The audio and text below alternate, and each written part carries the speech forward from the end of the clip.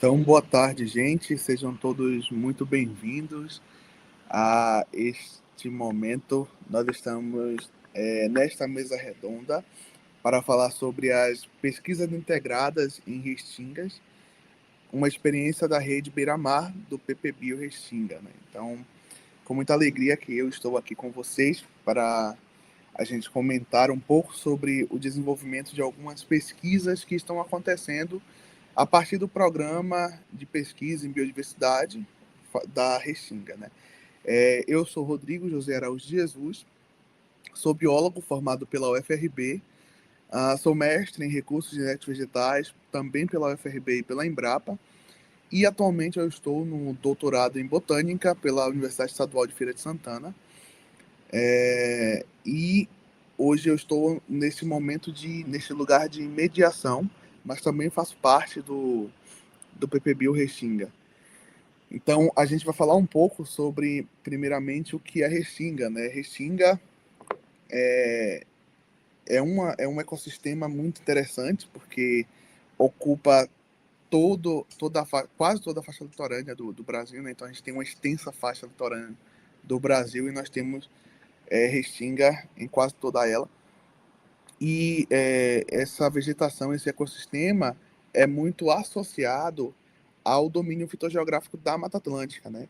Então é muito legal, é muito interessante, porque todo mundo vai à praia, todo mundo vê aquela vegetação de praia que é muito diferente, é muito característica, e isso é muito, muito importante para nós.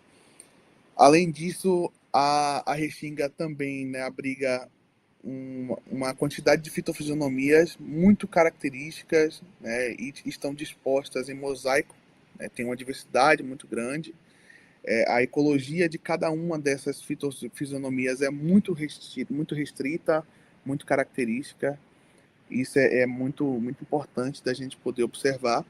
E, para além disso, né, também constitui um conjunto geomorfológico estruturado pela sedimentação arenosa de origem marinha e também de origem fluvial. Então, as restingas têm uma visibilidade muito grande para essa pesquisa, mas também tem uma beleza cenográfica muito grande, que as pessoas geralmente gravam muitos videoclipes, muitas novelas, e enfim, né? Mas para além da cena, para além da beleza, há uma diversidade única de vida que ali precisa ser preservada, que ali precisa ser estudada, e então a gente sempre tem essa necessidade, né? Partindo desse princípio, a gente tem a questão das informações de restingas, né? A gente sempre tem algumas restingas, na verdade, a gente sempre tem algumas fitofisionomias de restingas que são muito mais estudadas com relações a outras, né? Porque a restinga é uma só, mas dentro dela há fitofisionomias, há umas partes da vegetação de restinga que são muito características, são muito distintas, e cada fitofisionomia abriga um boom de biodiversidade, abriga uma dinâmica ecossistêmica que é muito restrita, é muito, muito importante de se estudar. Primeiro que a gente precisa estudar para entender como é essa dinâmica populacional, como é que se tem os serviços ecossistêmicos dentro dessas fitofisionomias, e como é que a gente pode utilizar esses dados e essas informações para poder traçar estratégias de conservação que sejam muito eficazes nesse sentido. Porque a todo tempo o que nós temos, na verdade, é a ameaça a ambientes costeiros, né? Uma vez que, pelo fato de ser muito cenográfica, as pessoas querem construir muitos resorts, querem construir muitas construções que, no fim das contas, podem agredir muito o meio ambiente. Então, existe uma necessidade muito grande de se compreender como que funciona a restinga, quais as espécies que ocorrem na restinga, qual a dinâmica desses indivíduos e dessas populações, e por trás disso existem pesquisas muito grandes, né? Então aqui nós temos algumas imagens, né? Como vocês podem ver, imagens de restingas, é, a uma larga escala. Há algumas espécies que ocorrem, são características desse ambiente. Há algumas espécies invasoras desses ambientes também, porque eles não estão ameaçados somente pela ação antrópica propriamente dita, né? Mas também pela ação da competição dos indivíduos, que querendo ou não foram trazidos pelos seres humanos, mas existe uma lacuna de informações para algumas fitofisionomias das restingas que precisam ser respondidas. E partindo dessa necessidade é que surge o projeto, o programa de pesquisa em biodiversidade, que é Rede Beira-Mar, Conservação e Biodiversidade das Restingas da Bahia e do Espírito Santo, né? É um grande projeto que acaba englobando várias instituições, várias universidades, vários laboratórios, e isso é possível graças ao financiamento do CNPq, né? São diferentes grupos de pesquisas, né, como nós podemos observar. Atualmente, o programa possui 8 subprojetos, né, muito importantes. Então, o primeiro subprojeto é de geoprocessamento, então são pesquisas voltadas ao geoprocessamento dessas áreas de restinga. O segundo é a flora e vegetação, fazer toda a florística, todo o levantamento florístico, a fitossociologia e todas as atividades que envolvem a flora e a vegetação, né?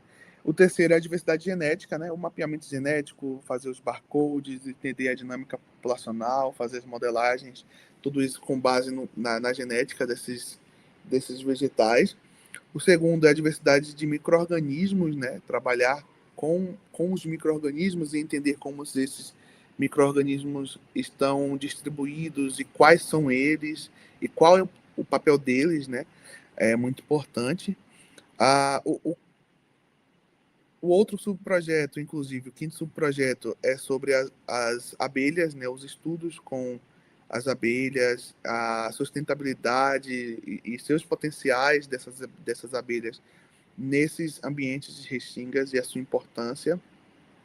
Um outro projeto também é a produção de mudas, né? Essas produções de mudas que vão servir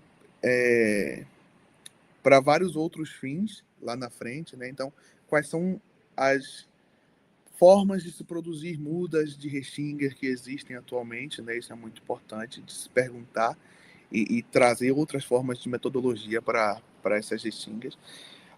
Entender também como funciona os serviços ecossistêmicos das vegetações de restinga é muito importante. Então, esse é o sétimo subprojeto. E o oitavo subprojeto é fazer as ações de divulgação científica, né? Tudo aquilo que a gente consegue trazer como conhecimento científico, divulgar para toda a comunidade, não somente a comunidade científica, mas para toda a comunidade, isso é muito importante, né? Então, são os 8 subprojetos. Eu, felizmente, estou mais direcionado a 2 subprojetos, que é o subprojeto 3, da diversidade genética, e o subprojeto 8, da divulgação científica. Então, pensando nisso, né, a gente já traz para vocês que nos próximos dias 5 a 8 de novembro de 2025, né, a gente tem pouco mais de 2 semanas para vivenciar esse evento muito incrível que será o 8º Simpósio Brasileiro de Restinga. E dentro do 8º Simpósio Brasileiro de Restinga teremos o workshop do PPBio Restinga, né? Então, esse PPBio ocorre não somente no estado da Bahia, né, mas ocorre também no estado do Espírito Santo e do Rio de Janeiro. Então, nós temos 3 estados. E esse simpósio será na Universidade Federal do Sul da Bahia, em Porto Seguro, dentre os dias 5 a 8 de novembro, né? Então, quem tiver interesse em participar, será muito bem-vindo. Abaixo nós temos aqui o QR Code do site do evento e do Instagram, né? Além disso, vocês também podem seguir o Instagram do PPBio Restinga, que é muito interessante, né? Se vocês precisarem de mais informações, como o momento é muito pouco, nós não temos como detalhar o que cada subprojeto faz, né? Porque é uma imensidão de trabalhos de cada um dos subprojetos. Mas se vocês quiserem ficar mais por dentro do que acontece em cada um dos subprojetos, em cada um dos sítios que nós estabelecemos para os estudos do PPBio Restinga, é só seguir o Instagram, que nós estamos postando constantemente as atividades que ocorrem. Então, né, agradeço, como já falei para vocês, quem sou eu. E agora eu vou chamar a primeira pessoa, né, dessa mesa redonda.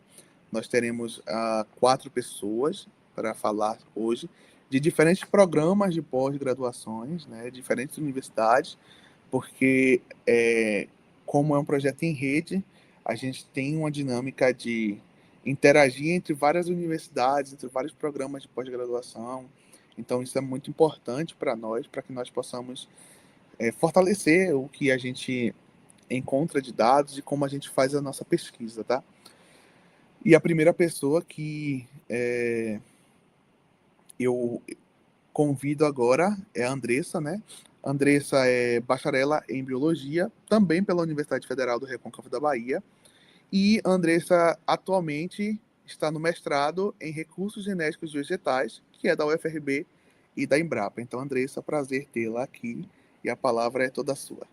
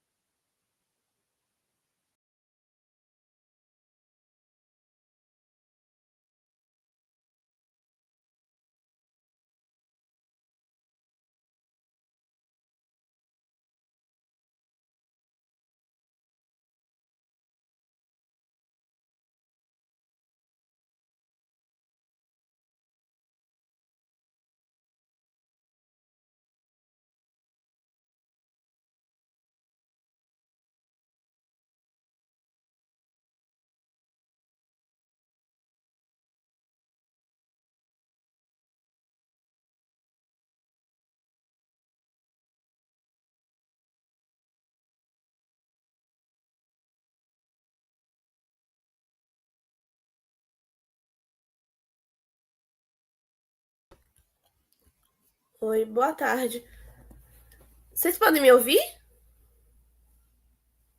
Perfeito. Tá, então, como a Andressa não conseguiu, eu vou apresentar o meu. Boa tarde, né? Meu nome é Diana, eu sou mestranda em recursos genéticos vegetais pelo programa em RGV da UFRB Embrapa. Eu vou falar um pouco sobre a Ranhamedia litoralis, que é o meu objeto de estudo.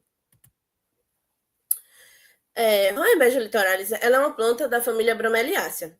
Ela é terrestre, suas folhas são verdes arroxeadas, com uma inflorescência com flores de pétalas brancas.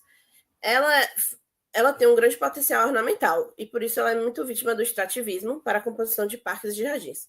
Mas por que ela é importante e por que ela virou meu objeto de estudo? Porque ela é uma espécie microendêmica da Bahia, com ocorrência na Restinga. Seu endemismo é no litoral norte da Bahia. E por ela ser microendêmica, ela tem essa distribuição muito restrita. E, além disso, o seu status de conservação, de acordo com o CNC Flora, é em perigo. Antes de eu falar tudo, eu vou dividir o que é que eu faço na minha área de estudos, que é o Parque das Dunas, e o que é que eu faço na Embrapa, que é parceira da FRB. No Parque das Dunas, eu estou estudando a fenologia, as polinizações, o néctar e os visitantes florais dessa espécie. E na Embrapa, como eu preciso de uma flor mais fresca, eu estou estudando o pólen dela e a receptividade do estigma. Para o pólen, o que é que eu estou estudando agora? Eu estou estudando a sua morfologia, a sua morfometria, a quantificação de pólen, a sua viabilidade do pólen pela germinação in vitro e pelos testes histoquímicos. A receptividade do estigma são feitos 2 testes, pelo peróxido de hidrogênio e pela solução de alfa-nafetilacetato, com Fast Blue. Já o Parque das Dunas, que é realmente a minha área de estudo, é um dos 8 sítios que o Rodrigo já falou, e é uma área ambiental de aproximadamente 6 km², que faz parte da APA Lagoas e Dunas do Abaeté, na região metropolitana de Salvador. Essa APA é o único remanescente de dunas, lagoas e restingas do município. E quando comparado às outras áreas de restinga, tem pontos pouco antropizados. E é muito importante porque tem variados ecossistemas, o que leva a elevar a diversidade. O Parque das Dunas, no momento, ele enfrenta disputa territorial com o aeroporto. E aí, por isso que ele virou das áreas de estudos do PPB Restinga. No parque, eu estou estudando o ciclo fenológico da Rainbow litoralis, onde eu faço visitas mensais às populações presentes. No parque, eu marquei 40 indivíduos e todo mês eu anoto a fenofase deles, levando em conta os conceitos de broto, planta jovem e planta adulta. As polinizações, eu vou começar esse mês e vão ser 6 tipos de polinizações. Polinização cruzada, agomospermia, geitonogamia e autopolinização natural e artificial. Para a polinização, a gente marca a flor e o indivíduo com fitas e, a depender da polinização, a gente coloca o saco voal para não ter interferência. O néctar, a gente coleta com a microseringa e colocamos para o índice de refração no refratômetro digital, com o objetivo de calcular a quantidade de açúcares totais por flor. É isso.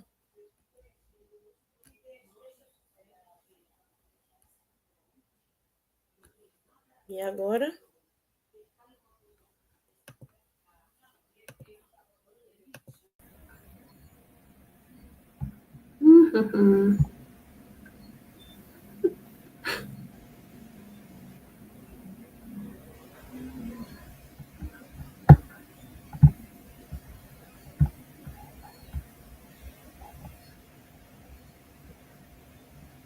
Boa tarde. Vocês conseguem me ouvir agora? Pronto, que ótimo. Olá, pessoal, boa tarde.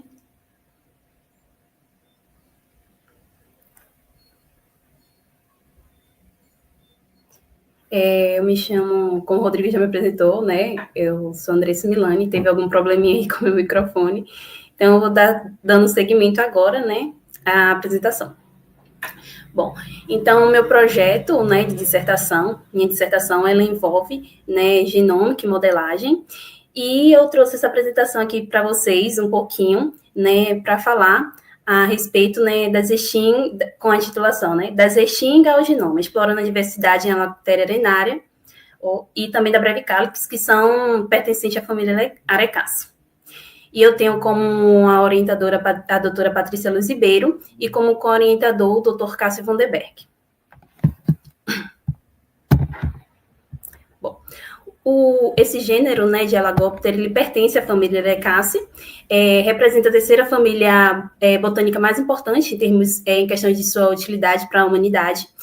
E a família, ela possui significância na área alimentar, sociocultural, econômica e ecológica. Tenho certeza que vocês já utilizaram algum produto e também já se alimentaram, né, de algum dos frutos das espécies de Arecácea. Vocês podem ter comido, bebido suco, comido alguma comida. E também, não só isso, mas também tem produção de cosméticos, né? Eu trouxe duas frutas que são bastante conhecidas, né? O açaí e o coco. Bom, aqui eu trouxe um pouco das espécies, né? Para vocês verem a importância do gênero. No geral, são muito utilizadas na ornamentação. A arenária, suas folhas elas são utilizadas, né, em artes com tranças, e o seu fruto também é comestível. Eu li um trabalho etnobotânico, né, que pescadores a utilizam como uma forma de lanche ali, né, no decorrer do seu trabalho, no desenvolvimento do seu trabalho. A gente tem a Brevicalix, que também está sendo desenvolvida nesse trabalho, né, e o seu fruto também é comestível.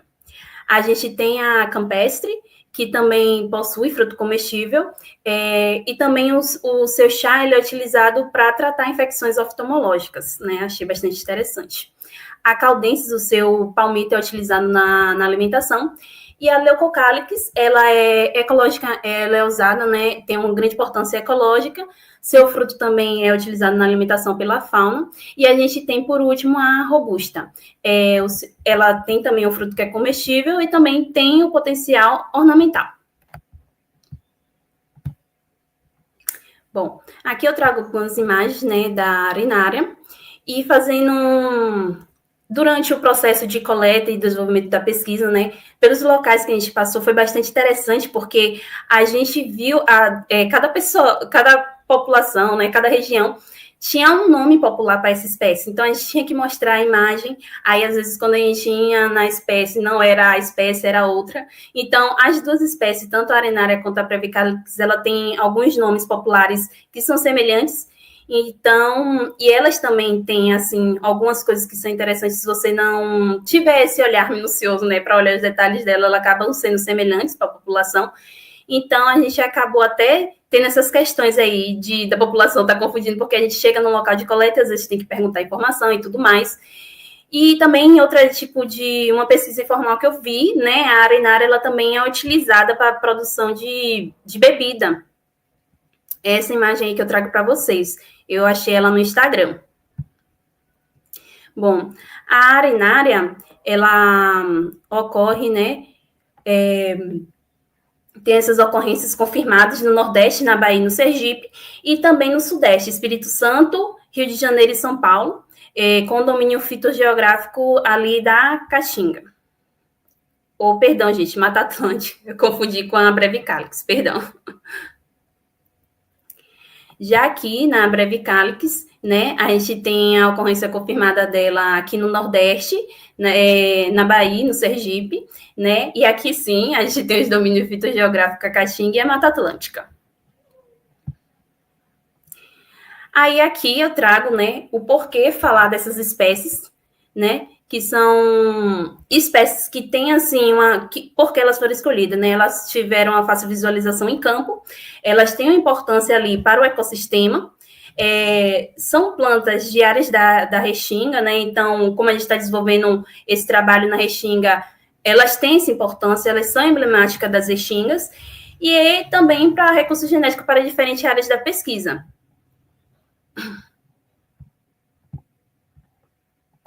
Bom, e também tendo visto, né, que, como o Rodrigo já falou, as Restinga, elas têm sofrido bastante, né, com essas mudanças do ambiente e tudo mais, tem sofrido bastante com as ações antrópicas. A gente traz, agora, no desenvolvimento dessa pesquisa, estudos voltados para a diversidade genética, né, e a estrutura populacional. Eles são essenciais para o programa de manejo, conservação e uso sustentável desses recursos genéticos.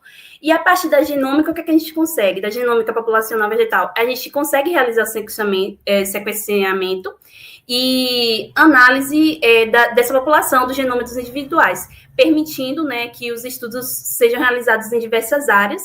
Aí a gente tem, com desenvolvimentos também de ferramentas mais potentes, né, dos últimos tempos de bioinformática, junto com sequenciamento também de última geração, fazendo uso da plataforma Illumina, a gente possibilita acessar uma vasta gama de questões genéticas e evolutivas desse organismo que não são modelados.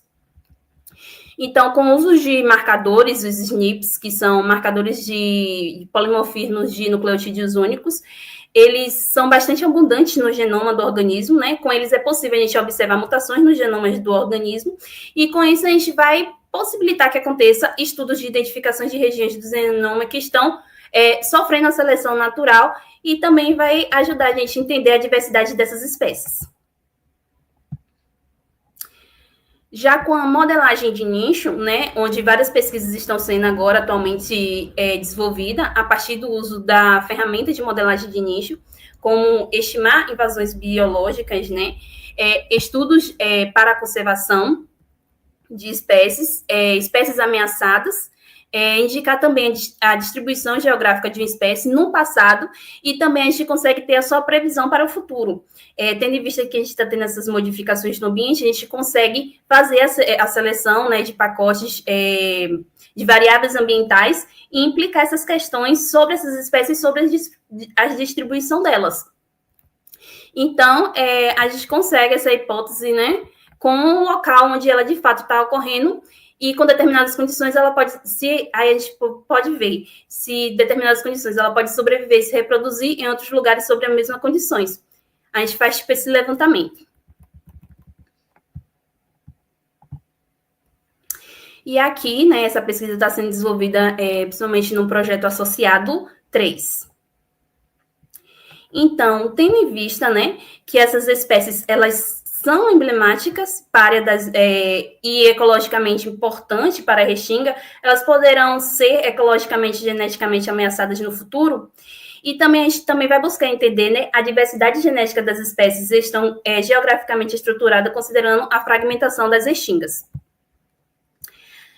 Aqui eu trago para vocês, né, aonde a gente está neste momento da pesquisa. A gente vem realizando coletas, né? A última viagem de campo que a gente relatou foi de Sergipe, e veio ali coletando no norte da Bahia também, em alguns municípios. Essa primeira imagem aqui é uma coleta da Breve Cálice, e essa imagem aqui, tá vendo onde tem equipe? Foi essa equipe que foi lá para Sergipe, veio coletando para o norte da Bahia. Aqui, essa de azulzinho lá no fundo, tem a minha colega, tem o marido da minha orientadora e tem a minha orientadora. Então, foi essa galera que foi coletar, né, realizar essa coleta. Aqui tem a gente, né, depois da coleta, fazendo a prensa, o armazenamento em sílica das amostras, e tem também fazendo o armazenamento em geodesetab, porque para a gente fazer a extração do DNA, a gente precisa, já no momento que a gente coletar essas espécies, fazer esse armazenamento. Aqui a gente também tem o apoio, né, da rede PPBio, Rede Beira-Mar, que eu não poderia deixar de falar. Meu projeto ele vem sendo bastante auxiliado por essa rede, principalmente com a ajuda também dos pesquisadores que vêm realizando coletas em regiões diferentes, principalmente em lugares mais distantes, onde seria difícil também a gente ir, né? E aí, como a gente tem outros pesquisadores em diferentes sítios do PPBio, a gente está conseguindo a colaboração deles para estarem enviando as amostras de arenária. Essa primeira imagem aqui, a gente tem a Juliana, que ela está realizando essa coleta também para mim, de arenária. Aqui nessa segunda foto, como vocês verem, do apoio, né? Essas folhinhas aqui abraçadas por uma fita crepe, elas são identificadas e são separadas por indivíduos, né? A gente vai coletando ali de cada plantinha um pedacinho de folha, e a gente vai separando assim por indivíduos. E aqui a gente tem também essa imagem aqui bem separadinha, foi do professor Ilo, né, um querido, que está também fazendo essa coleta lá no Rio de Janeiro. E a gente também teve amostras enviadas do professor Jorge e da professora Rafaela Fossa. E aqui também tem todo um treinamento, né, essas escaladas na dunas e tudo mais. Bom, e em questão laboratorial, a gente tem realizado, né, a extração desse material que a gente vem recebendo, e aí a gente tem que adequar o protocolo Doyle-Doyle, porque para as extrações, para ter esse DNA sequenciado na genômica, a gente precisa de DNA de alta qualidade. Então, a gente tem essas modificações que é para aumentar a qualidade desse DNA. E aí a gente vem realizando essas extrações no laboratório do Lamol UFS, que também faz parte, né, da rede PPBio. E aqui a gente, lá no laboratório de extração, realizando essas extrações, né, dessas amostras. Aqui tem a minha orientadora, Tem eu e tem a minha colega também do programa de pós, né? Realizando essas extrações. Aqui são como as amostras ficam armazenadas no gelzinho que você está dentro da aula da geladeira. Aqui nessa terceira imagem vocês podem ver minha cara de felicidade quando a gente consegue extrair esse DNA com qualidade. Bom, e um apanhado geral agora, né, de onde está essas amostras. Em questão da arenária, a gente conseguiu já a coleta de 2 estados, né, e agora está sendo realizado no Espírito Santo também. E aí a gente conseguiu de 2 municípios, de Una e de Porto Seguro, lá na Bahia. E a gente coletou 6 populações dela até agora e a gente conseguiu extrair 2 populações, porque a do Rio de Janeiro ainda não chegou, né, até o momento. E aí a previsão do sequenciamento está para o primeiro semestre do ano de 2026. A Brevicalix, a gente conseguiu já coletas de Sergipe, né, Itaporanga da Ajuda, Areia Branca, e também aqui da Bahia, a gente já coletou Esplanada, Entre Rios e Salvador. A gente já conseguiu 9 populações de Brevicalix, né? E 2 populações dela foram extraídas. E também o sequenciamento está para o mesmo período. E também a gente tem trabalhado, né, fortemente nessa parte de divulgação científica. A gente posta nas redes sociais nas redes sociais do programa e do PPBio e do herbário, que é onde as nossas amostras vêm sendo depositadas também, as essicatas. A gente mostra o nosso dia a dia no laboratório, em campo, e aí a gente traz um apanhado geral do desenvolvimento da pesquisa também. A gente, assim, informações importantes a gente vai postando, né? Coisas que a gente consegue realizar. E aqui eu trouxe, não necessariamente um trabalho que foi desenvolvido nesse projeto de dissertação, mas no projeto associado 3, né? Que eu contribuí também.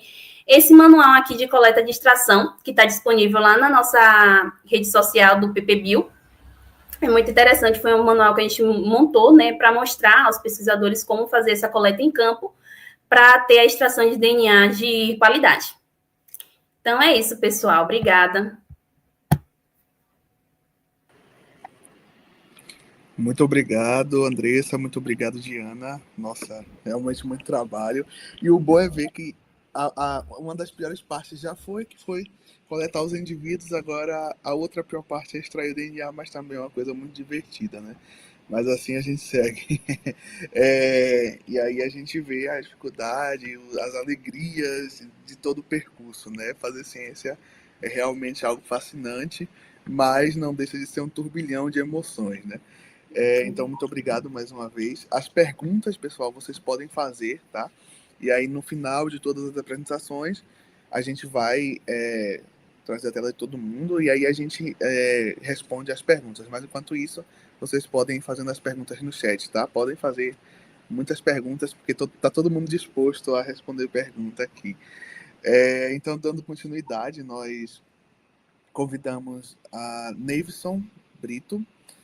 Neivson é engenheiro florestal, formado pela UFRB, e atualmente também está no mestrado em recursos genéticos vegetais da UFRB e da Embrapa.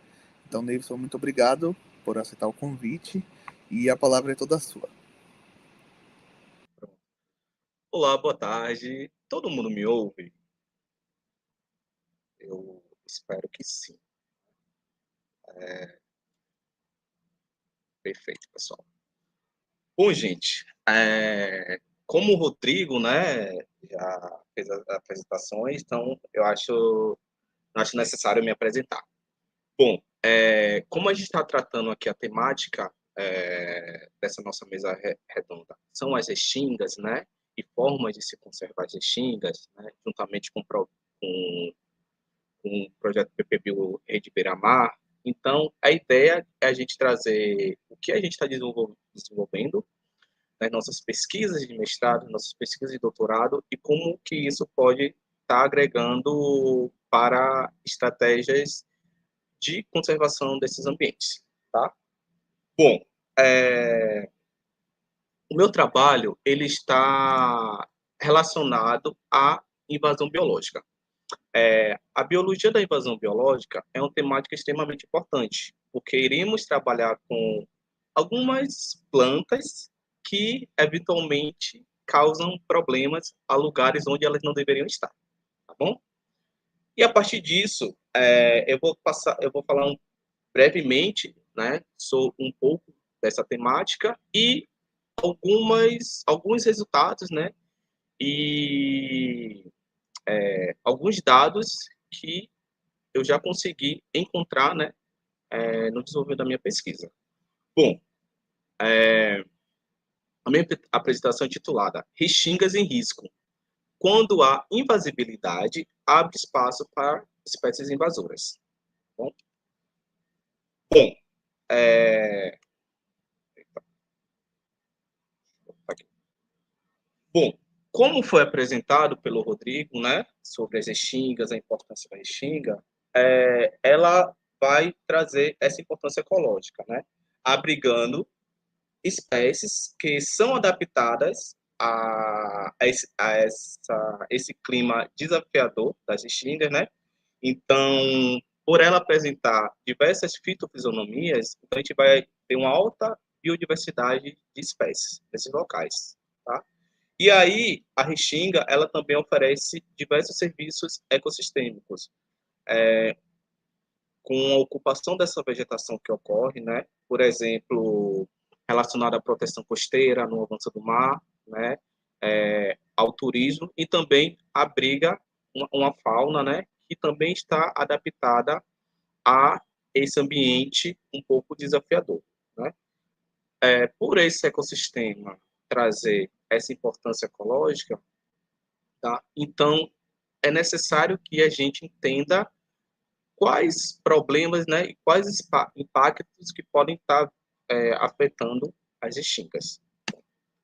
E a partir disso, a gente destaca por que as restingas são vulneráveis. Bom, a restinga ela apresenta condições muito específicas e instáveis também. Por a restinga apresentar solos pobres instáveis, então aquela vegetação que ocorre na restinga, ela está adaptada a ela. Então, processos de interferência antrópica, né, desmatamento, queimada, né, pisoteio, né, de dunas, isso tudo vai afetar essa vegetação adaptada na restinga, né? E pela restinga apresentar essas características, já, então, qualquer impacto negativo que ocorra ali já vai tornar ainda mais agressivo esse processo de vulnerabilidade. E, a partir disso, abre espaço para que espécies que não deveriam estar ali, abra espaço para esse oportuno, né, que elas sejam introduzidas ali e causem algum tipo de problema. E, a partir disso, a gente pode falar sobre as espécies exóticas invasoras. Uma planta exótica invasora é uma planta que foi introduzida naquele local, onde ela não é nativa, e, a partir disso, ela consegue ser introduzida, né, se adaptar, reproduzir populações viáveis e se dispersar para novos ambientes. Tá? E, a partir disso, essas espécies começam a causar impactos negativos dentro desse ambiente. Então, se existe uma pressão antrópica com relação à restinga, isso vai abrir espaço para que essa espécie considerada exótica invasora seja introduzida ali e acabe ocupando o espaço das nativas, tá?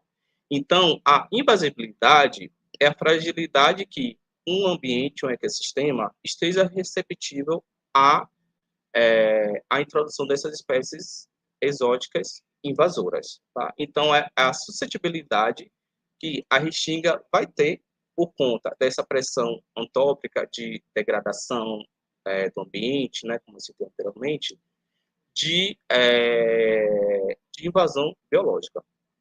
Aqui na imagem, a gente tem algumas espécies, que eu vou citar mais à frente, que estão listadas, né, como exóticas invasoras. Aqui a gente tem uma população também dessas espécies ocupando espaços onde deveriam estar ocupando pelas espécies nativas daquele local. Bom,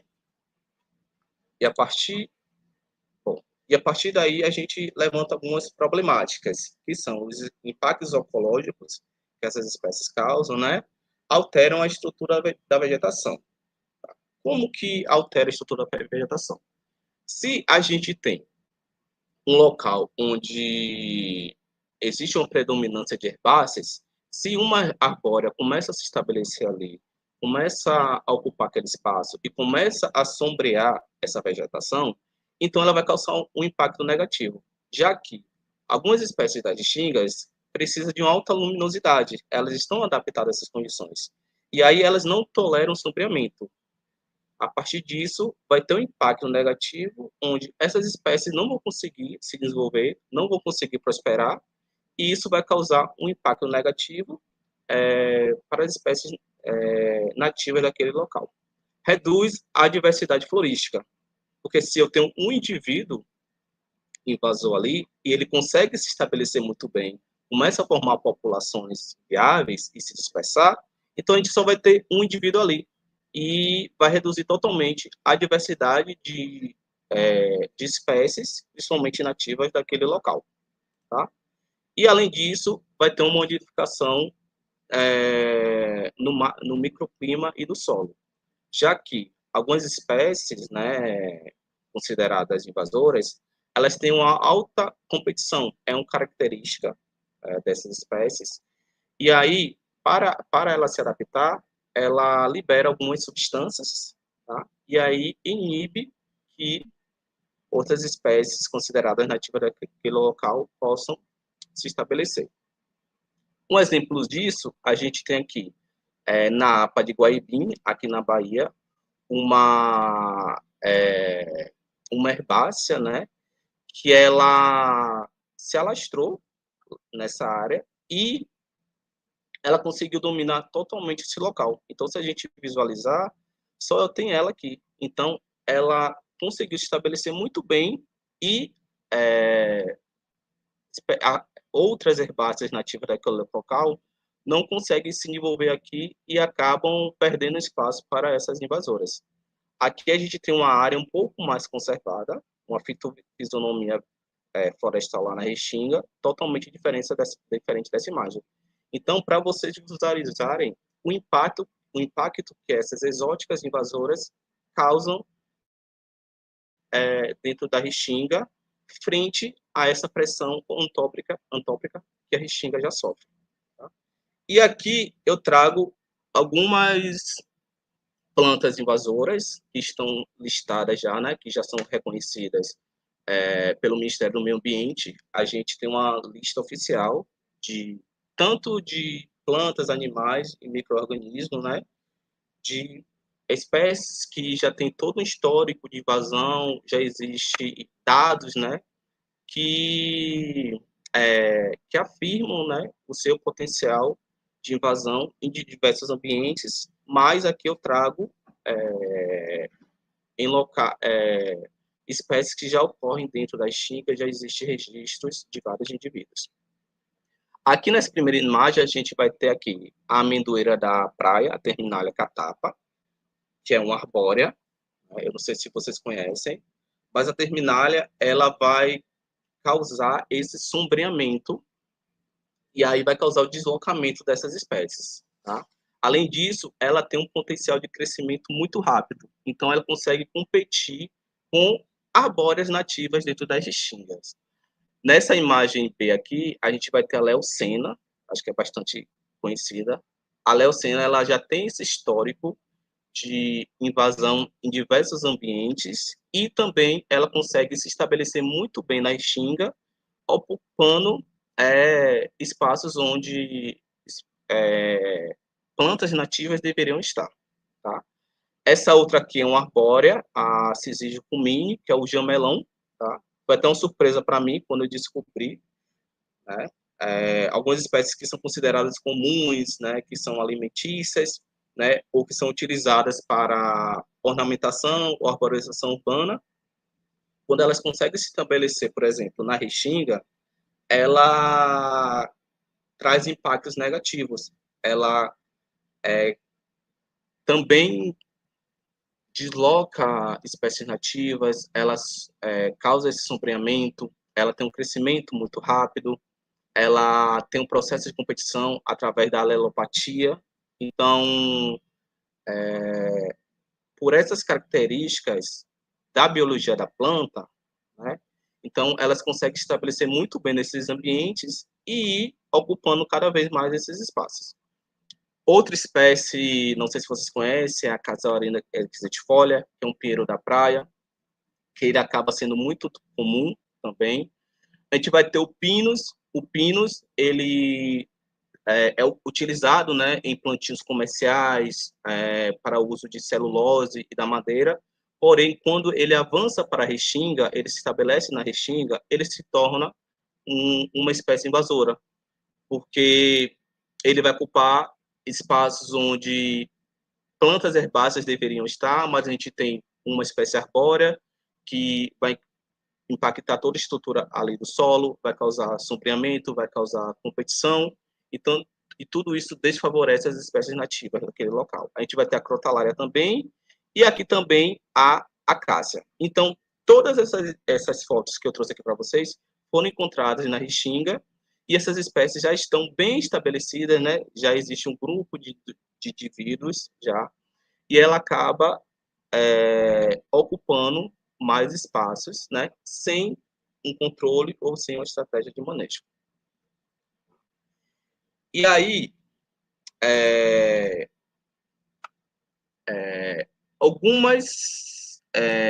alguns impactos eles favorecem o processo de invasão. A restinga ela acaba estando muito próxima a áreas urbanas. Então, a interferência humana, né, o processo de avanço de urbanização para as restingas, abre espaço novamente para diversos tipos de degradação. E, como espécies invasoras, algumas, né, apresentam essa característica de se adaptar muito bem em ambientes degradados ou ambientes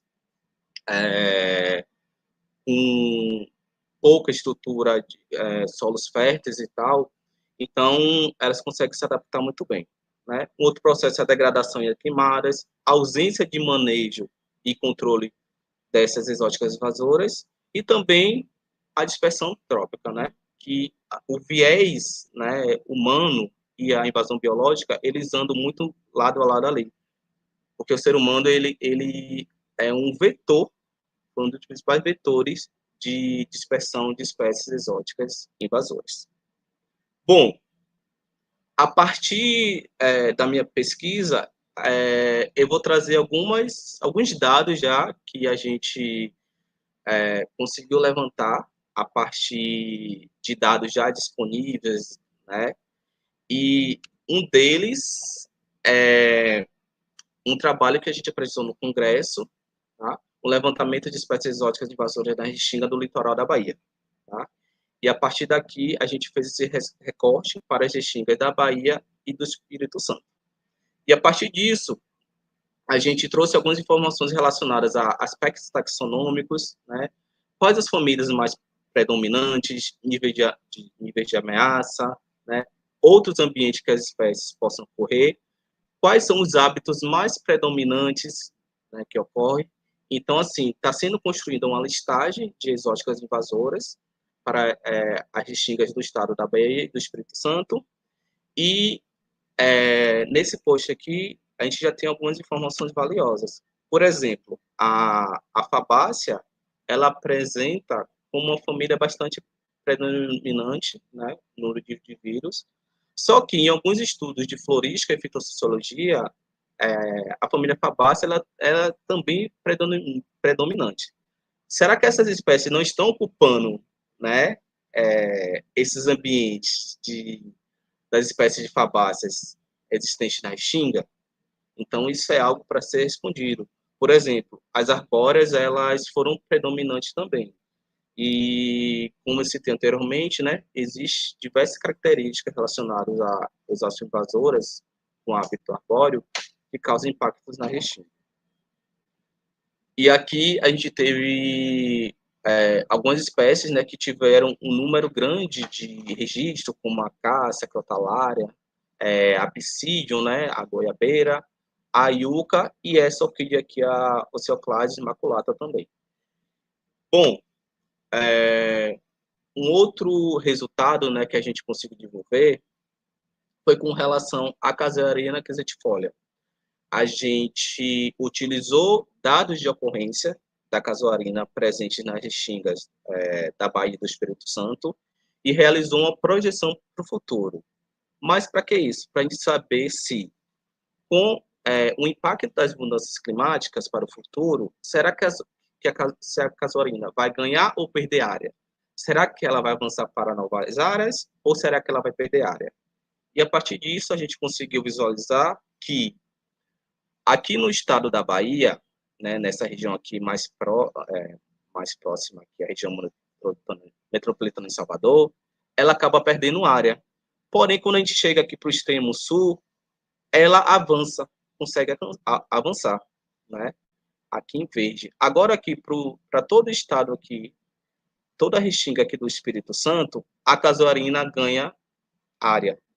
Então, assim, se a gente levar em consideração, né, um cenário pessimista, né, de aumento do efeito estufa, né, e tal, para o futuro, com essa projeção, a casuarina vai continuar avançando aqui no litoral do Espírito Santo e aqui no extremo sul. Então, são dados valiosos para que a gente comece a pensar estratégias de manejo, de detecção de indivíduos, né, precoce para a tomada de decisões e outras estratégias relacionadas a como que a gente consegue alertar as pessoas, como que a gente consegue trazer essa informação para que as pessoas estejam cientes também de que essas espécies, elas estão causando impacto negativo nas restingas, né? Elas causam uma problemática.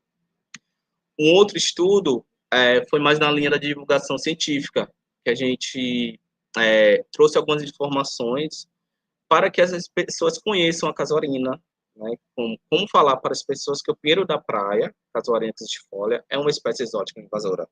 E aqui a gente traz algumas fotos relacionadas a um indivíduo, né, adulto da casuarina. Aqui a gente tem o fruto, as folhas, o tronco, né, para que as pessoas visualizem esse indivíduo e possam reconhecer, né, essa é uma espécie exótica invasora, como é que eu posso lidar com ela, tá?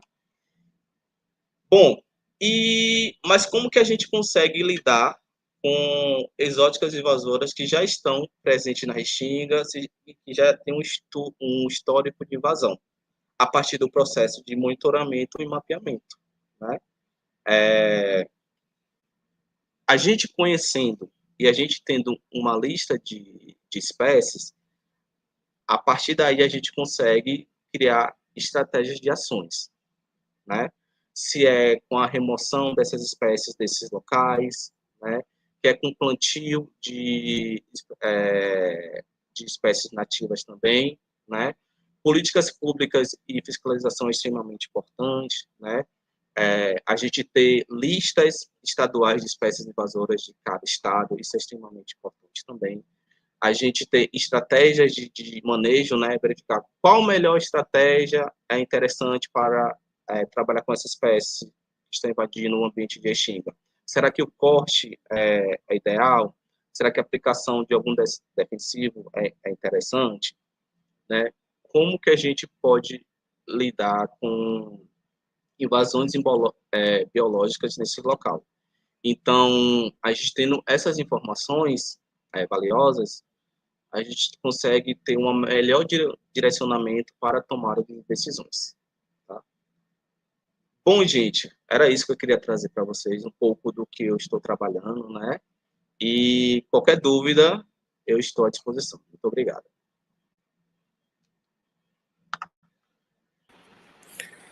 Muito obrigado, Neivson. É muito interessante, muito urgente essa pauta das espécies invasoras, né? E agora a gente vai para a última palestra da rodada, que é convidar Pedro David Dias Rios, que é bacharel em biologia também pela UFRB, e atualmente é mestrando no programa de pós-graduação em Botânica pela Universidade Estadual de Feira de Santana. É colega de casa da graduação e agora da pós-graduação. Então, Pedro, a palavra é toda sua. Obrigado. Boa tarde, gente. Vocês conseguem me ouvir? Conseguem me ouvir? Certo? Certo. Vou passar aqui o slide. Passou aí para vocês? Então, tudo tranquilo, né? Prontinho, gente. Bom, boa tarde novamente. O Rodrigo já nos apresentou, mas meu nome é Pedro David Dias Rios, sou bacharel em Biologia pela Universidade Federal do Recôncavo da Bahia e atualmente estou no programa de pós-graduação em Botânica pela Universidade Estadual de Feira de Santana, né? E eu trabalho com a família leguminosa, que é a família Fabácea, que Ney falou um pouco, né? Dentro do trabalho dele, que é uma das famílias sempre mais representativa, e é mesmo nos trabalhos sempre de florística, sempre assim, nessa linha de pesquisa, porque é a terceira maior família de angiospermas do mundo, então, consequentemente, tem muitos indivíduos, e esses indivíduos estarão espalhados pelos biomas, pelas fitofisionomias, pelas fisionomias vegetais, e eu trabalho com essa família dentro da APA de Guaibim, né, que é um dos sítios do PBB Restinga, como nosso colega Rodrigo já introduziu no início. E o tema que eu trago hoje é Entre Flores e Dados, descobrindo as leguminosas da Restinga, ou seja, o que é que a gente tem de leguminosa na APA de Guaibim. Bom, a família, como eu já falei, é a terceira maior família de angiospermas do mundo, e, consequentemente, ela possui uma distribuição cosmopolita, ela é encontrada em quase todo o mundo, planeta. No Brasil, essa família ela está distribuída em 795 gêneros e abarca mais de 20 mil espécies mundialmente. No Brasil, desculpa. Então, assim, a gente consegue ter uma noção da quantidade de espécies que a gente consegue encontrar dessa família. Na Bahia, ela está distribuída em 175 gêneros e 996 espécies, e ela está presente em todas as fitofisionomias da Restinga. E aqui eu trago algumas imagens das diferentes fitofisionomias que a gente consegue encontrar lá na APA de Guaibim. E, como vocês podem ver, a diferença dessas fisionomias, e vocês conseguem perceber também que essas espécies de leguminosa que eu trabalho, elas conseguem se alojar nessas diferentes fitofisionomias, nesses diferentes estratos arbóreos que a APA possui. Então, seja em arbustiva aberta, inudável ou não inudável, seja em arbustiva fechada, inudável ou inudável, seja em uma floresta, seja em uma herbácea, sempre vai ter uma espécie de leguminosa presente nesse ambiente. Para além disso, né, as espécies de leguminosas são importantes fixadores de nitrogênio para o solo, auxiliando, favorecendo assim com que outras espécies conseguem se alocar, se alojar e se desenvolver nesse local. Algumas espécies também são importantes na fixação de dunas, na fixação desses estratos, dessas fisionomias de Restinga, como a parte pós-praia, né, aquela parte herbácea, que tem muita areia. Algumas espécies, como a Crotalaria retusa, ela é muito importante nesse sentido, de fixação. E aqui eu trago a Clitoria laurifolia, que é uma espécie que é encontrada na APA, e ela é uma espécie que é considerada ameaçada. Pouco preocupante, mas é uma espécie que é considerada ameaçada de extinção. Claro, pela ação antrópica, né? A ação do homem, principalmente nesse ambiente de Restinga, as espécies são muito suscetíveis a essa perca, né? Então, essa espécie, por mais que, como eu falei, com a família é uma família grande, está bem distribuída, claro que tem aqueles grupos que são restritos e que sofrem mais com essas ações. Eu trouxe também essas imagens dessas espécies de Inga, que é um gênero que tem uma plasticidade muito grande na APA, então a gente consegue encontrar diversas espécies de Inga, como a subnuda, como a Inga edulis. Então, são importantes para a APA, para a Restinga, sim, porque os frutos delas são utilizados por diversos animais. Então, é um fator que vai puxando o outro, é uma cadeia. Então, a gente ter essa espécie lá favorece também na fauna, né, desse ambiente. Então, a gente pode analisar nessas imagens aqui que diferentes espécies de inga estão presentes na APA. Então, para além desses alimentos para os animais, também a própria comunidade utiliza desses frutos para alimentação e também para comercialização, né? Agora é a época dos pés de inga estarem totalmente carregados, como a gente pode ver essas duas imagens aí em cima, no canto superior direito, e a população colhe, vende e utiliza desse fruto. Então, é um gênero muito importante para a APA. Outro gênero é o Abrus, que na Bahia só ocorre uma espécie desse gênero, que é a Precatorius. E quando eu encontrei, eu fiquei muito feliz, porque eu já tinha feito várias expedições de campo e não tinha encontrado ela. E ela é uma espécie que geralmente é encontrado muito em Restinga. E aí, quando eu encontrei fotos e mais fotos, aí a minha foto segurando e a minha felicidade de ter encontrado essa espécie com esse fruto belíssimo, como você pode ver. Essa foto do fruto no canto superior direito é de Rubens Queiroz, é um pesquisador também muito importante. E aqui, a partir deste momento, eu vou começar a trazer algumas imagens das espécies que eu encontrei na APA. São espécies importantes que estão distribuindo diferentes fitofisionomias da APA. Algumas espécies, claro, se repetem nas fitofisionomias por ter um poder de se alojar nessas fitofisionomias maior.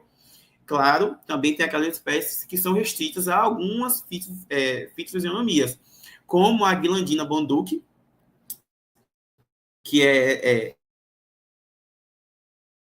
essa aqui, amarelinha aqui, e embaixo está o fruto dela. Ela só foi encontrada no ambiente pós-praia, não herbácea, mas arbustiva aberta, que é logo perto do mar. As primeiras fotos é da Rincósia. O fruto, de início, quando eu comecei a coletar, me parecia muito com o Abrus, mas a disposição dos frutos, a morfologia do fruto é diferente, apesar que da cor ser uma parte vermelha e uma parte preta parecer. No meio aqui está a Crotalária, ou a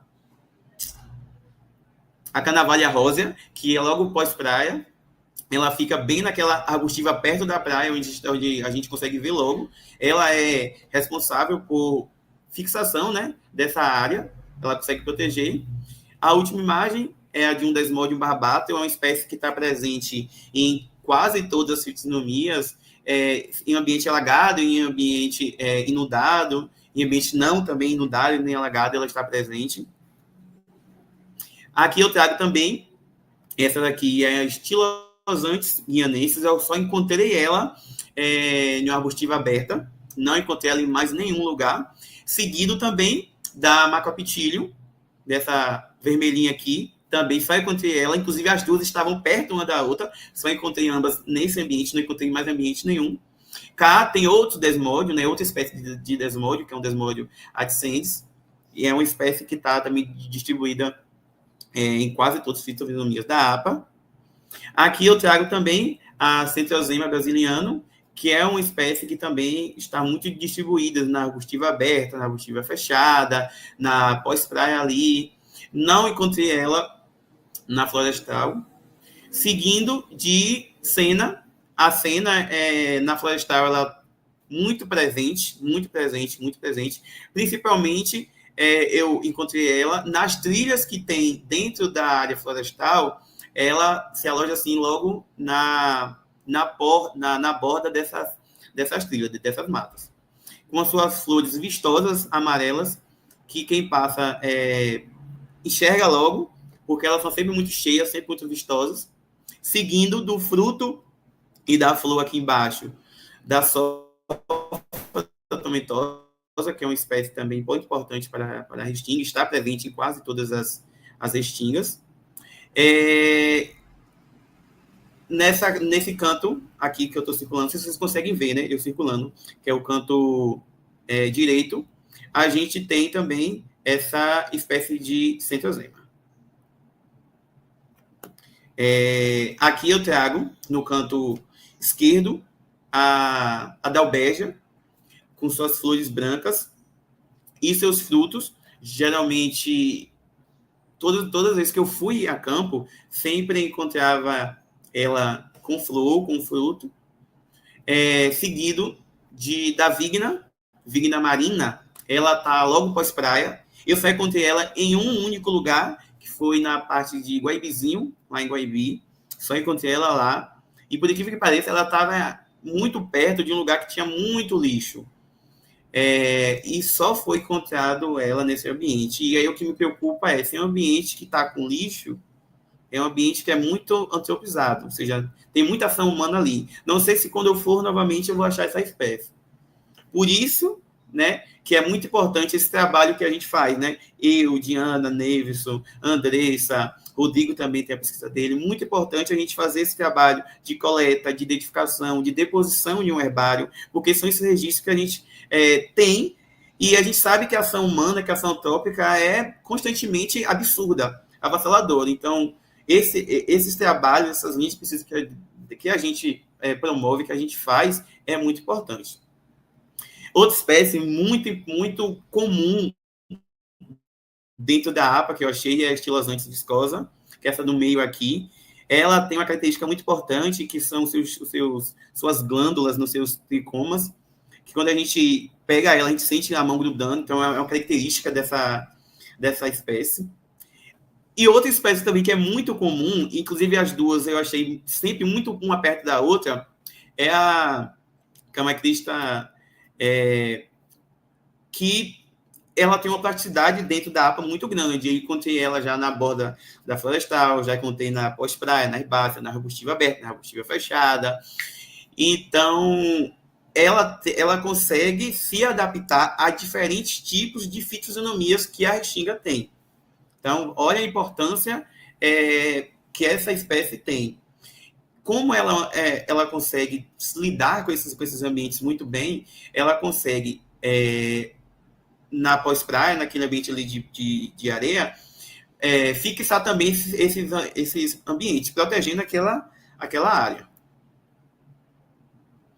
Outras espécies, né, eu quis trazer de novo a Canavalha rosa, mas dando enfoque à flor dela. É uma flor muito, muito bonita. Então, quando a gente vai para a praia mesmo, como turista, a gente consegue ver logo a Canavalha rosa. Ela é muito comum, e ela é uma trepadeira que tem a função, principalmente, de fixar esses ambientes pós-praia de areia.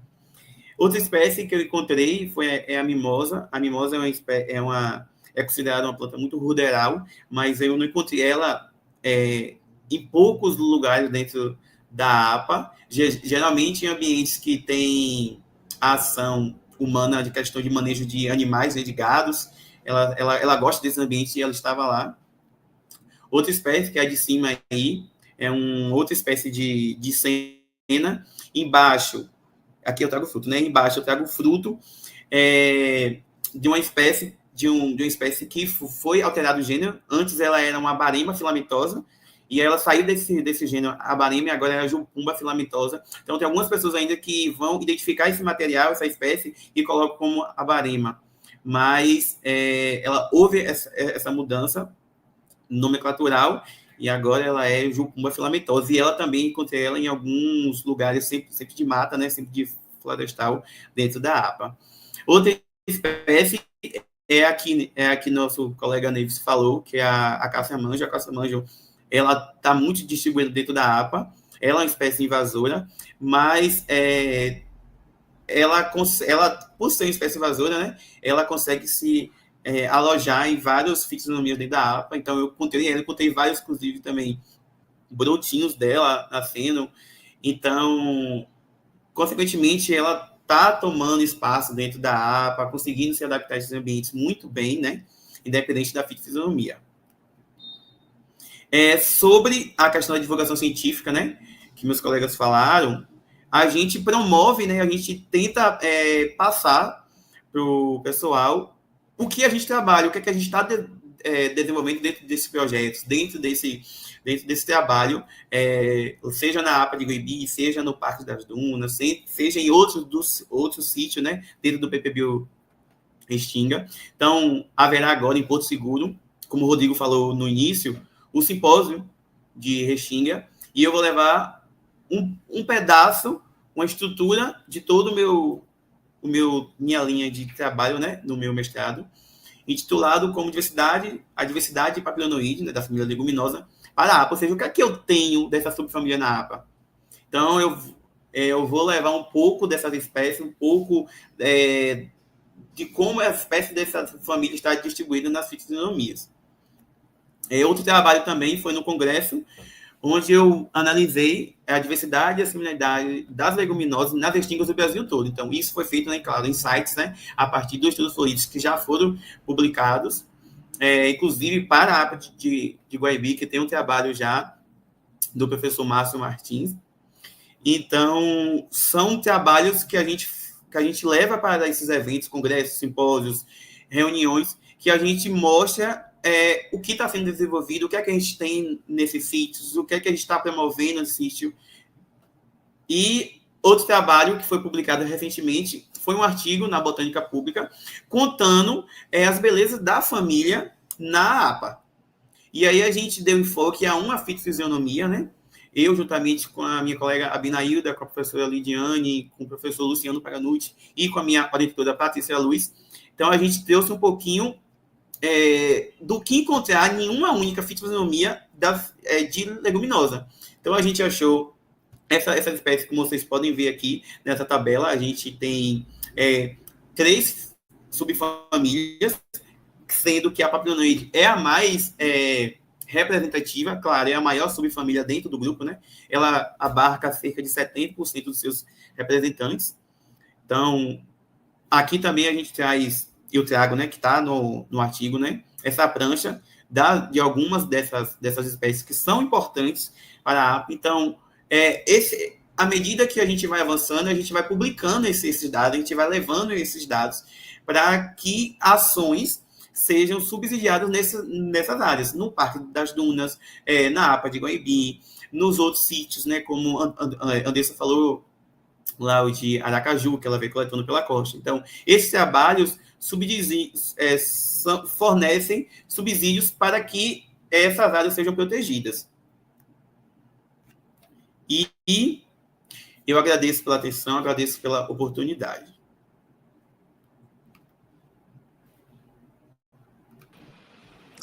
Obrigado, Pedro. E é muito legal quando a gente já começa a conseguir render os frutos das nossas pesquisas e fazer as divulgações, fazer as publicações, né? Então, assim, nós já finalizamos todo o ciclo de apresentação e agora a gente parte para as perguntas, para a gente poder comentar um pouco sobre o que as pessoas disseram, né? Eu vi que teve muita interação bacana, então isso é muito legal. E a gente segue, né? A gente segue na nossa luta, nos nossos desafios, nas nossas conquistas, nos nossos anseios, nas nossas alegrias. E assim é legal, porque é isso que é fazer ciência, né? Então isso é muito bom, isso é muito importante. Então, o pessoal do PPBio agradecendo o momento, tá? Isso é muito bom, muito legal estar aqui. Quando precisarem, estou à disposição, tá? Eu que agradeço o convite.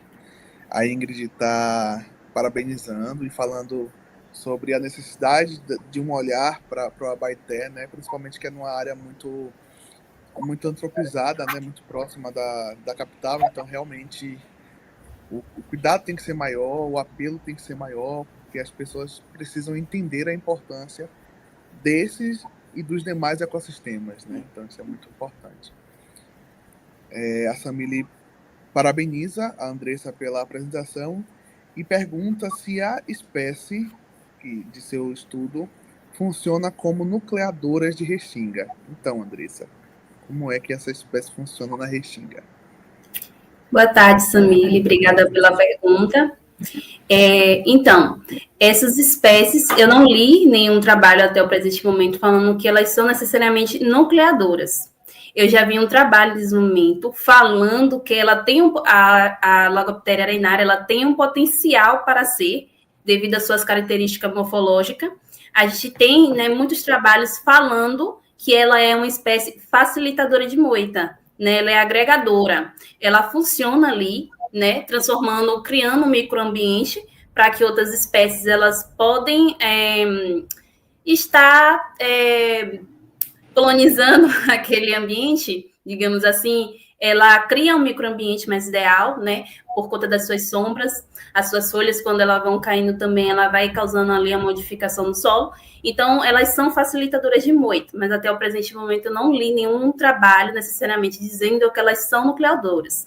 A arenária, ela tem o potencial, li já trabalho dizendo que ela tem o potencial para ser, mas elas são facilitadoras de moita, sim, e são espécies que têm, assim, um papel ecológico muito importante, principalmente na Restinga, porque é um ambiente, assim, digamos, hostil para a adaptação de espécies que têm mais dificuldades, e já a arenária não, ela está ali, ela ocorre mesmo na areia, ali naquele sol escaldante, naquela areia que não é tão rica, assim, em nutrientes. Então, sim, ela tem um papel ecológico muito importante nessa questão de facilitar a colonização de outras espécies dessa área. Inclusive, a Brevicálix é complicada de pegar, porque ela está realmente muito dentro da moita, né? Isso. Então, a gente tem que fazer um percurso meio difícil para chegar até nela para pegar. Uma querida. Não fale mal dela. Mas obrigado, Samile, pela pergunta. A Samile também é do PPBio, tá? É orientador do professor Márcio, que também é o professor do URB, daqui da UFRB, que também faz parte do PPBio Restinga. A Grenvel, que também é pesquisadora do PPBio, pergunta: Diana, parabéns pela proposta.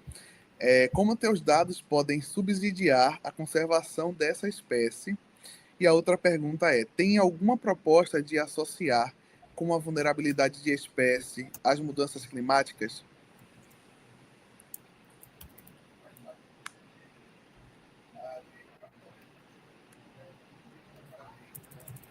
A gente não acho que a gente não está te ouvindo, Diana. Eu também. E agora? Agora sim. Pronto. Então, a primeira pergunta: como seus dados podem subsidiar a conservação dessa espécie? O diretor do parque, Jorge Santana, ele é muito ligado nessas pesquisas que a gente faz lá.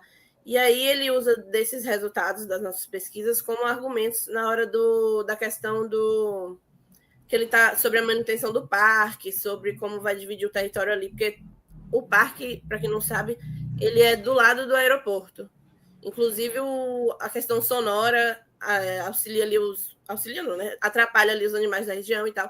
E aí ele usa desses nossos resultados para aumentar a visualização sobre o problema. Então, eu acredito que assim ajudaria na conservação dessa espécie.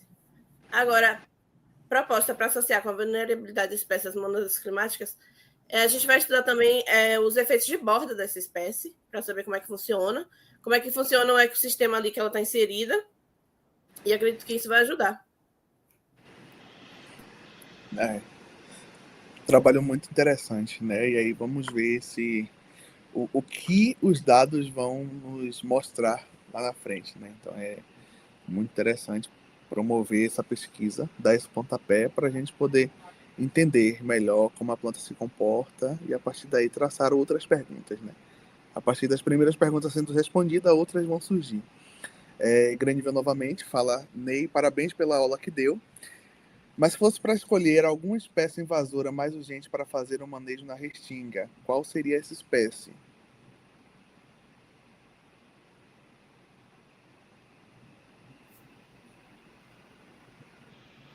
Me ouve?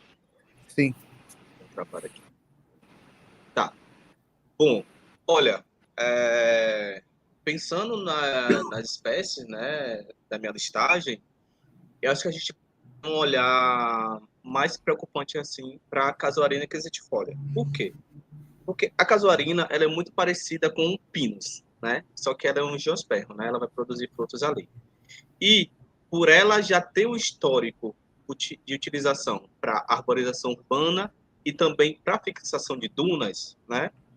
Então, isso trouxe um viés extremamente importante para conseguir se estabelecer muito bem no litoral, nas restingas do Brasil, né? E não só, eu dou destaque aqui para o litoral da Bahia e para o Espírito Santo, só que a casuarina, ela já é estabelecida em todo o litoral do Brasil, né? Ela ocupa todas as restingas do Brasil. Então, assim, isso é extremamente importante porque ela já está adaptada a esse ambiente, né? E uma outra informação importante é a semelhança do ambiente nativo de onde ela vem. Ela é uma espécie australiana e ela ocorre em ambientes costeiros lá também. Então, essa semelhança traz um habitat ótimo para que ela se estabeleça e que ela consiga avançar para novas áreas, né? Assim como eu mostrei ali nas projeções futuras, né, de novas áreas que ela pode se estabelecer. Mas beleza, já que ela já está estabelecida no litoral, já que existe o histórico de introdução dela, né, o que a gente pode fazer para manejar? Já existem estratégias de manejo e de controle dessas espécies. Uma delas é a prevenção precoce, né? A não utilização da casuarina para arborização urbana, a não utilização da casuarina para fixação de dunas, o não plantio, né, em áreas de restinga, o não plantio para ornamentação. Então, tudo isso é uma precaução, né, para que ela não seja mais introduzida e utilizada e evite o uso, né, dela para isso. Uma outra estratégia é o controle mecânico, né, e o controle químico, que é a aplicação de defensivos. Só que em algumas áreas, né, que a casuarina está estabelecida, existe áreas de proteção, unidade de proteção que ela está estabelecida. Então, não é interessante a gente utilizar os defensivos. Aí a gente utiliza outras estratégias, por exemplo, o controle mecânico, né, que é o corte dessa espécie e monitoramento, né. Por exemplo, indivíduos jovens e plântulas não tem o que fazer, tem que arrancar e remover desse local e fazer o monitoramento dessas áreas, porque se não houver esse monitoramento, ela vai continuar avançando para novas áreas, tá? E por ela ter um desenvolvimento muito rápido, por ela utilizar estratégias de competição, como o processo de alelopatia, né? Por ela formar uma serrapilheira que impede o crescimento de espécies nativas, então ela vai conseguir avançar e continuar formando populações extremamente estáveis. Então, a ideia a prevenção, né? A informação sobre o potencial invasor dela, como que a gente pode lidar com ela, o controle mecânico e o manejo e o monitoramento dessas espécies, tá? Então, assim, existem diversos estudos já de como que a gente pode lidar com essas espécies exóticas invasoras, né? Mas existe a necessidade ainda de divulgação dessas informações. Espero que eu tenha conseguido responder. Paula também te parabeniza, tá? Paula Lira. E aí, o interessante também é a comunicação direta com o tomador de decisão, né? E com a sociedade no geral. Então, acho que as pessoas que têm propriedades em áreas de restinga que não são APAs, que não são unidades de conservação, esse é o momento de utilizar mais uma vez a divulgação científica para poder chegar mais perto dessas pessoas e falarem, olha, essa espécie não é ideal, porque por mais que pareça bonita, como o caso da combretácea mesmo, que parece que comumente a gente chama de amêndoa, né? Aquela combretácea que também é exótica invasora. Então, é uma forma de conseguir conscientizar a população e de chamar a atenção do tomador de decisão utilizar da divulgação científica também, né? É chegar junto nessas conversas, nesses diálogos e tentar traçar outras estratégias para poder evitar e controlar de outras formas também, para além da mecânica e para além da química, esse esse controle, né? Mas seguimos então para a próxima pergunta. A professora Patrícia Luz, minha orientadora, falando parabéns extinguidos, né? Orgulho de vocês, belos trabalhos, né? E aí também a gente agradece aos orientadores por estarem nos ajudando sempre, nos orientando, nos dando suporte, né? Que é muito importante também, cada um deles, na nossa trajetória. Grande pergunta para Pedro. Pedro, qual leguminosa você recomendaria para recompor áreas de restinga? Isso é muito interessante, uma vez que, né, a gente vê um número expressivo de leguminosa em qualquer levantamento florístico que a gente faça. Então, ter essa informação é realmente muito necessário para a gente poder traçar alguma estratégia de reflorestamento, de restauração ecológica, né? É uma pergunta muito importante, como o Rodrigo falou, né? E aí depende muito da área que a gente está falando. A gente não pode colocar uma inga em uma pós-praia. A gente não pode colocar uma inga em uma arbustiva aberta. Então, primeiro a gente tem que entender quais são as fitonomias que a gente tem naquele ambiente, entender quais são as espécies que estão presentes naquela fitonomia. Como eu falei na minha apresentação, tem espécies que ocorrem em todas as fitonomias, mas tem espécies que são restritas. Então, a inga, por exemplo, ela é ideal para você comprar uma área de floresta. Não só por ela ser um porte florestal, ser uma árvore, mas porque ela tem, como eu falei, dos frutos, que são alimentos para diversos animais, né? Então, a gente sabe que uma coisa chama a outra. Para além também desses ambientes de floresta, a cena também é muito importante, porque eu encontrei cena sempre em ambientes florestais. Também a Dalbergias.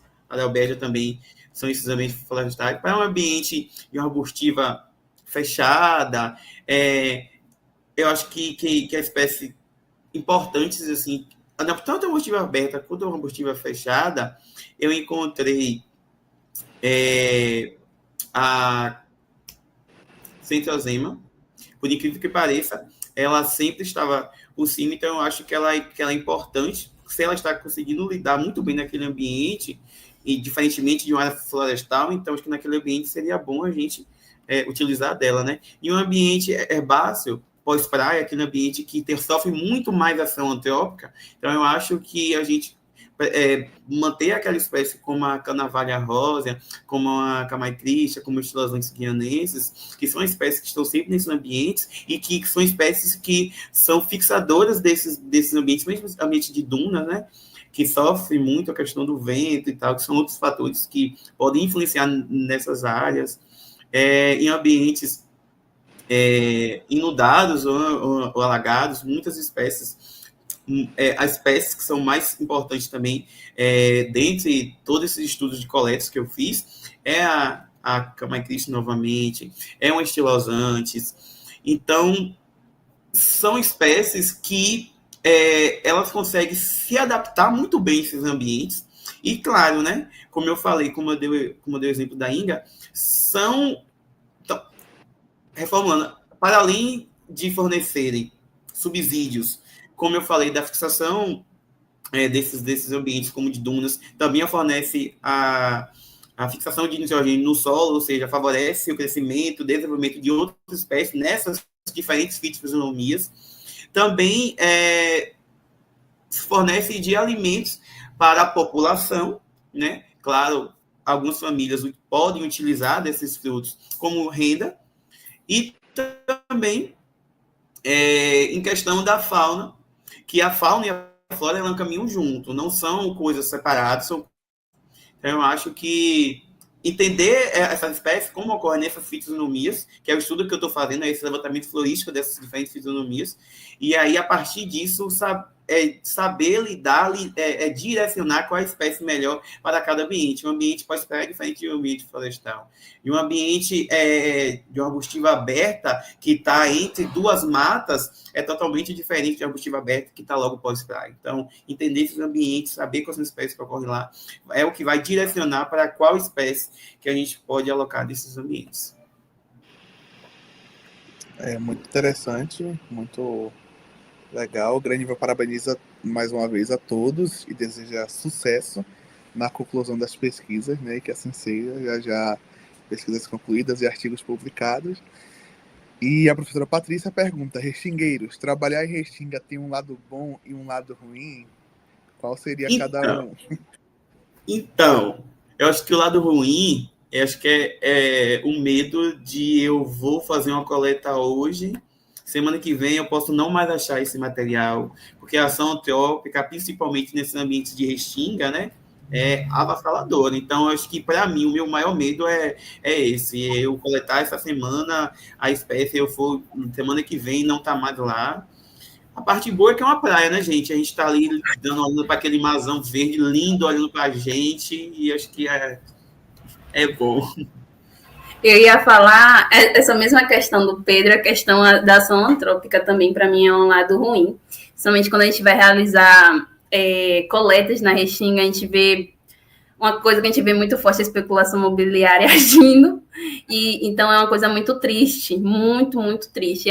Esse é o lado ruim. A gente chega no ambiente para coletar e não tem como a gente coletar, a gente fica realmente muito triste. Eu acho que, como eu fiz a coleta com a professora, acho que ela viu a nossa cara de tristeza quando a gente chegava nos locais e a gente não conseguia coletar por essa questão, né?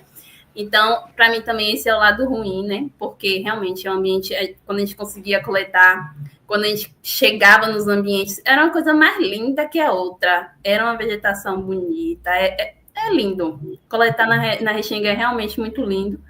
Tem, claro, as dificuldades do campo, mas assim, coisas comuns, né? Que ocorrem em todos os campos. Mas, realmente, para mim, um lado ruim foi esse. Não consegui coletar nas Restinga, eu acho. Que foi isso. Quem mais tem lado ruim? Ou lado bom? Eu acho que o ruim é não poder ir tomar um banho de praia, né? Que a gente vai lá para trabalhar. Mas uma coisa interessante que eu descobri, né? Primeiro a riqueza que a Restinga tem, né? E tal.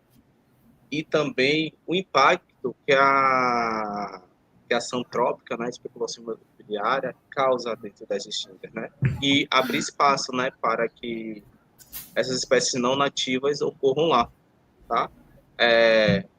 Aí ficava um sentimento que, nossa, legal que eu encontrei essa espécie aqui, é um registro, mas que ruim que eu encontrei ela aqui, porque ela causa impacto, entendeu? Então, assim, existe muito isso, né? E tal, de bacana, encontrei essa espécie que está ocorrendo aqui, tá um registro para mim, né? E tal. Mas que pena que ela está ocupando esse espaço aqui, esse espaço que deveria ter para uma espécie nativa, né? Então, cria um pouco desse sentimento.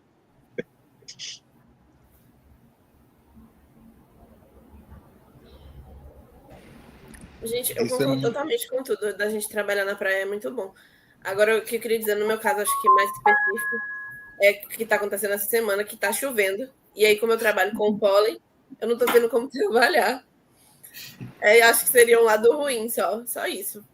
E a questão E é o da. lado ruim justamente porque a flor abre no período que você precisava estar, né? E aí corre isso da Exatamente. chuva passar e a flor não ter mais. Exato. Compromete completamente a pesquisa. Sim. Mas não é, leva uma barraca de praia, coloca lá e fica esperando o polinizador chegar. É o que tem, né? E a gente tá acostumado a tirar leite de pedra, né? Sim. Agora, falando sobre a praia, semana passada eu consegui aproveitar um pouco da praia. Logo após, eu consegui coletar tudo que eu precisava. Eu consegui essa parte boa da gente trabalhar na praia. Que eu consegui ir para a praia de Estela Maris. Isso é muito legal, isso é muito bom. Que difícil, né? Essa parte, muito difícil. Não é? Tem uma coisa bem legal também, bem interessante, que são as pessoas que a gente encontra pelo caminho. Verdade. E é o que a gente chama hoje em dia de parataxonomistas, né? Então isso é muito legal. É muito interessante o contato que a gente tem com essas pessoas. que na maioria das vezes não têm o mesmo percurso formativo que nós tivemos ou que as outras pessoas da área possuem, mas que também trabalham ativamente para proteger essas áreas, né? Então isso é muito importante, isso é muito interessante, porque a gente se sente um pouco mais seguro na caminhada. Infelizmente, a grande maioria da população não quer saber porque aquela planta ocorre lá. Quer simplesmente usufruir de uma forma muito extrativista da vegetação, dos recursos naturais. Eu lembro que ano passado eu estive em uma região, numa praia de onde ocorre o Universo Paralelo, aquela festa famosa, para coletar uma espécie de bromélia que está ameaçada, que inclusive é a pesquisa de Adriane, que está aqui comentando no vídeo, né, nos comentários, no chat. E essa espécie, que é criticamente ameaçada, ocorria numa área que tinha acabado de pegar fogo, em uma vegetação que não é adaptada ao fogo. Então esse fogo não foi um fogo natural, foi um fogo que alguém ateou. Isso é muito perigoso, isso é muito preocupante, porque as pessoas simplesmente não estão preocupadas com a beleza, não estão preocupadas com a forma como as espécies se distribuem, estão apenas preocupadas em vender, em extrair de forma irresponsável e muitas vezes ilegal. Então isso é muito, muito preocupante, né? Mas a parte boa é justamente aproveitar a praia para tirar uma fotinha, para, né, esparecer, para relaxar no estresse. Tem uma coisa que a gente, quando vai para Guaibi, sempre sofre, que é passar primeiro pela área molhada. Então, quando a gente vai, a gente sempre molha o pé, mete a bola logo na parte que é inundada, na fisionomia inundada lá, e fica o dia todo com os pés molhados, né? Então, quem não gosta de sentir o molhado do pé, sofre um pouquinho disso. Mas vale muito a pena pelas belezas que a gente encontra no caminho. E a professora agradece, né, as respostas de todo mundo. E temos mais alguma pergunta, algum comentário? Acho que não temos, né? Então, agradecemos mais uma vez a todos que compuseram a mesa e agradecemos também a todo mundo que participou, né, todos os espectadores, todo mundo que assistiu. Imagino que em breve hajam mais novidades das pesquisas de cada um, assim espero, né? Assim confiamos. E convido mais uma vez a cada pessoa para participar do nosso simpósio de Restinga, que acontecerá de 5 a 9 de novembro, né, no próximo mês. Gabi diz que são muitas questões envolvendo espécies de restinga, as espécies são varridas para dar lugar a empreendimentos, e a própria comunidade do local retiram as plantas do habitat natural. E isso é muito comum, né? Principalmente quando a gente fala de bromélias e de orquídeas, que tem um valor ornamental muito grande.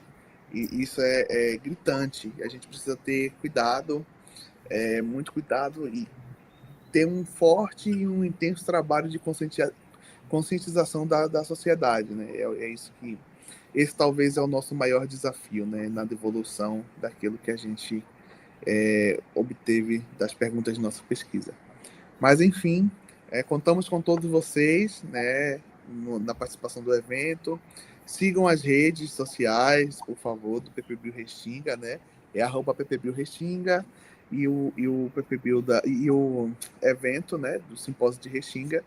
E nos vemos em Porto Seguro, né? Então, é isso. Aproveitando esse espaço aqui, eu queria agradecer ao pessoal do Parque das Dunas, principalmente agora que começou a florescer, que eu vou precisar estar lá quase todo dia. E é isso. Obrigada, seu Jorge, Canaã e o pessoal de lá. Ok, muito obrigado e até a próxima, gente. Tchau, tchau. Tchau, gente. Obrigado. Tchau, gente. Obrigada.